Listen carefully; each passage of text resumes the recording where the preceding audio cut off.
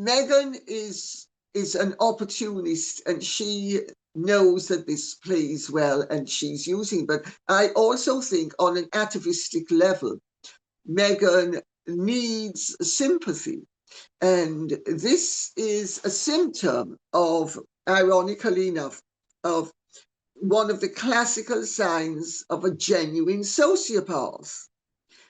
Genuine sociopaths need sympathy. So at the very moment that they are taking advantage of you, they want your sympathy. And if you have somebody who displays the signs that Meghan does of narcissistic personality disorder, antisocial personality disorder, which is sociopathy, and Machiavellianism, all of which Meghan is the textbook archetype of. So, Lady Colin Campbell, for a long time, you have been diagnosing Meghan Markle as a malignant narcissist and so much more. But what was very interesting this week is that May Mailman, who is now one of Stephen Miller's top aides within Donald Trump's White House, and, you know, a rising star, I think we can say, in the world of MAGA, launched what was described by Tom Sykes as an extraordinary, entirely unprovoked salvo, in which she publicly claimed there is a new syndrome of victimhood and wokery sweeping the West, and guess what she's christened it? Meghan Markle syndrome. So I've been absolutely desperate to get your response on this, but first just watch what she said in this New York Times podcast. Can you believe that more than half of you are watching this video but not subscribed? So please do me a huge favor, click the subscribe button now, turn on the notification bell so you'll be alerted to all of our brand new Outspoken videos. A culture of victimhood, a glorification of victimhood that is ultimately bad for Western civilization and bad for the country. And I think you can notice it in little pieces, like when Justice Kavanaugh was going through his confirmation hearings, the need for grievance sessions, the need for coloring books, the amount of emotional support people needed to suffer through Trump's electoral victory. And I think that there's this culture that universities have been perpetuating, maybe I call it Meghan Markle syndrome as well, where like the greatest good, the greatest height that you can be is a victim. And Lady C, she said that the Duchess of Sussex manufactures trauma in the service of success. Do you agree? Oh, I couldn't agree more. I think it's absolute. Meghan is finally going to achieve the recognition that she deserves. I couldn't agree more. But Meghan is an opportunist, and she knows that this plays well, and she's using. But I also think, on an atavistic level, Meghan needs sympathy. And this is a symptom of, ironically enough, of one of the classical signs of a genuine sociopath. Genuine sociopaths need sympathy. So at the very moment that they are taking advantage of you, they want your sympathy. And if you have somebody who displays the signs that Meghan does of narcissistic personality disorder, antisocial personality disorder, which is sociopathy, and Machiavellianism, all of which Meghan is the textbook archetype of. And I'm only going totally off her comments and her behavior. I'm not coming to a conclusion on instinct. I am coming to a conclusion that is absolutely pegged on her conduct. And she has capitalized over the years because Meghan lusts after admiration and sympathy. And she understands that if she has admiration, that's one thing. But because she actually has antisocial tendencies, she needs sympathy as well. So she needs to be a victim, and she needs to be a martyr. And she sets herself up to be able to claim that she's a martyr when she isn't. But it's also a way of achieving credit without doing the work. For instance, she was sent to the very best schools. She was sent to the very best kindergarten in Hollywood, then the very best Catholic girls' school in Hollywood. Then she was sent to one of the top universities in Illinois, which her father had to pay for. And do you think that once she had arrived as a royal, she immediately started to lie and claim that all the statements she had made before she ignored, and that her father was a wonderful man, that her father worked all sorts of hours to be able to give her the opportunities that he gave her, and he was primarily responsible for her great success.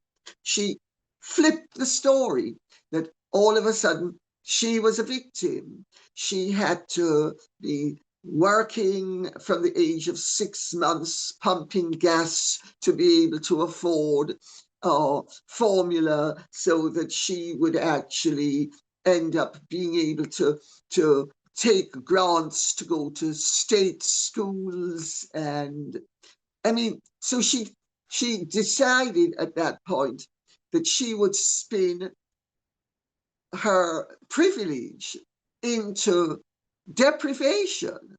And that is it's very characteristic of people who want all of the advantages, but don't actually want to put in the labor to achieve them. And also, there's another dimension to this. If you have genuinely had a hard life, if you have genuinely been handicapped, if you have genuinely been deprived, you do not go on about it constantly. No, exactly. That is a characteristic. I mean, take, for instance, thalidomide victims. They never go on and on about what they can't do. They want to go with what they can do. And anybody who is a true victim, and I now speak as somebody who was a true victim of nature, because I was born with a horrific birth defect that ruined the first 21 years of my life. And do you see me saying I'm a victim? I'm certainly not a victim. And it was something that one dealt with and coped with and moved on from. And that is what people who are genuine victims do. People who are not genuine victims, they cloak themselves in the mantle of victimhood, so that their little accomplishments will seem greater than they are. When you are genuinely somebody who has had a defect or a handicap or is a victim, you do not belabor the point, because as long as you are a victim, you cannot recover from the experience that you had, and you cannot be positive, and you cannot embrace life, and you cannot achieve all the fruit of a good life if you are adopting the mantle of victimhood. It is antithetical to a good and positive and enriching life in any way, shape, or form, except financially and in terms of sympathy. Very well put, Lady C. Very well put. Look, I need to ask you about Prince Andrew. What do you make of this reporting that his potential banishment from Christmas after the leak of these email communications, specifically between the Duchess of York, Sarah Ferguson, and Jeffrey Epstein, is a victory for Prince William over his father after what appeared to be crunch talks between the pair in Scotland. This is how Tom Sykes wrote, Charles humiliated as he loses the war of Prince Andrew to Prince William, Lady C. But first, you know I never recommend anything unless I truly believe in it. And today I've got something absolutely game-changing for you. Have you ever stopped to think about how crucial comfort is, especially down there? Well, let me tell you, today's Outspoken is proudly sponsored by Sheath Underwear, the revolutionary brand shaking up men's comfort across the globe. And here's what makes it even better. Sheath was founded by a brilliant US Army veteran, Robert Patton, while he was serving in Iraq back in 2007. So that's right, this isn't just an underwear brand. It was designed for the toughest conditions imaginable. Patton was battling relentless heat and discomfort in full combat gear, and he thought there has to be a better way. And there is, because he created it. Let's be honest, traditional underwear just doesn't cut it anymore. Sheath's innovative dual pouch design ensures your comfort all day long, keeping things separate, cool, and fresh. Imagine your essentials being comfortably cradled away from unwanted friction and heat. Trust me, it is a genuinely transformative product. I have tested it at the gym, on long days at work, and I'm telling you, once you've experienced Sheath, there simply is no turning back. They're stylish, they're supported, and they deliver unmatched comfort. It's like upgrading from economy to first class, but for your underwear. So right now, I am offering you a 20% discount. It is exclusive at sheath.com. So 20% off your entire order. All you have to do is use my special promo code Outspoken at checkout. Sheath is the perfect present, by the way, if you're looking for something for your husband, your son, your brother, or hard to buy for mates. But if you are a lady and you end up on the website, you will see there are female versions available too.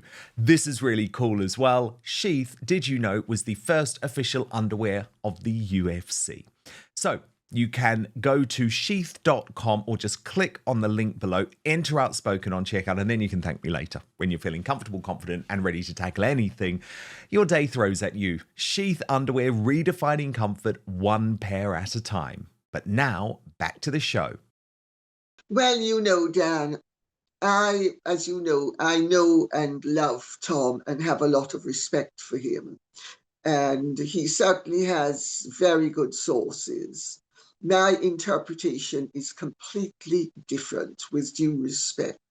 What do you think's going on here?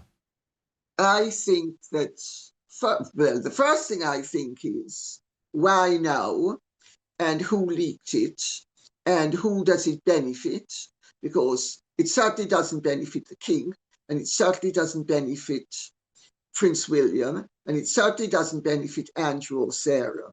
That's the first thing. So who does it benefit?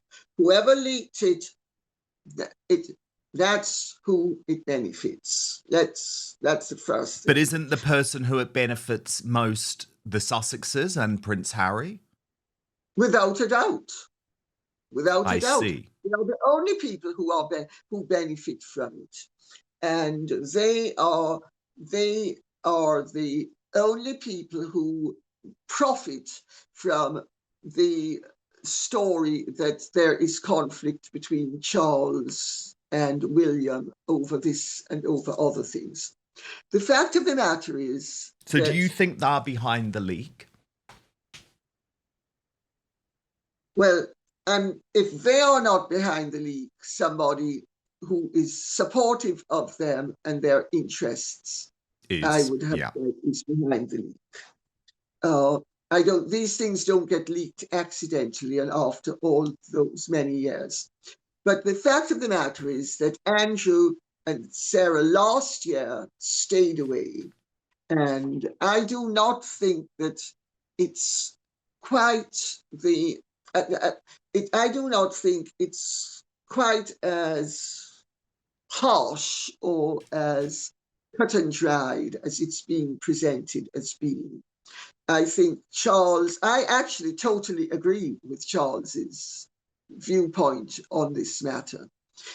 Andrew is a member of the family, not just the royal family, the family. Andrew has never been convicted of anything. To a large extent, Andrew's difficulties are fomented and kept alive by the press making out that Andrew has committed a crime which he has never committed. They are not as even-handed as they should be because they don't like Andrew. And that, I do not think, is a valid excuse for any organ that is supposed to be ethical to just wade in and try to destroy somebody's life to the extent that his own family would not be allowed to ever receive him, even privately. And I know that William is a lot tougher and more ruthless, and I say that as praise, not as criticism. Yes. He's more ruthless than his father, but and even if William didn't like Andrew particularly, William does not have a moral or an ethical or a just right to wish to have Andrew excluded from his family. Because let's remember, people who are convicted of terrible crimes, it used to be admirable for their relations to hate the sin but love the sinner, and even go to the execution of somebody who had committed a terrible crime. So nowadays, are we supposed to completely throw over a whole tenet of Christianity, and we are supposed to go along with baying for the blood of somebody who and excluding somebody as if he has committed one of the grossest crimes known to man, when he A, did not commit a crime, and B, if he committed an offense, it was against the prudishness of people who think that it is morally wrong for a 40-year-old man who was at the time one of the most eligible bachelors on earth, and very good looking, incidentally. I mean, Andrew was good looking. I don't particularly like him as a person, but he was very good looking, and he certainly was pretty beddable as far as most women were concerned. And Virginia Giuffre, by her own account, led him to believe that she fancied him. So he might have been thinking, oh, this is my opportunity for love. And by her own account, she got $15,000 from Jeffrey Epstein for having told him that she had managed to get Andrew into bed. And let's also remember that Virginia Giuffre account of what happened is actually shot down in part in Andrew Loney's book, as I pointed out to Andrew. Now, as you might know, Andrew is my agent, and Andrew Loney, I mean, not Prince Andrew, obviously. Yes. And I pointed out to him that in the book, he actually goes some way to exonerate Prince Andrew from Virginia Giuffre's claims, because he proves that Andrew slept at Buckingham Palace. And Giuffre's account is that the matter took place at Kinnerton Street, and they slept together at Kinnerton Street. So, very, very fascinating stuff. Lady Colin Campbell, adore you. Thank you so much. And of course, for so much more royal analysis, do subscribe to Lady Colin Campbell on YouTube, and of course our Substack as well, where you'll get first access to the Royal Uncancelled After Show. The website address, www.outspoken.live. you get far longer episodes than what you've just seen, and you get them with no advertising whatsoever, live or on demand, Monday to Friday. The address, www.outspoken.live. Thank you so much for watching Dan Wootton Outspoken. Please click on my face just to the bottom left to subscribe to this brand new independent news source and turn on the notification bell so you'll be alerted to our brand new live shows, uncancelled interviews, and special royal episodes.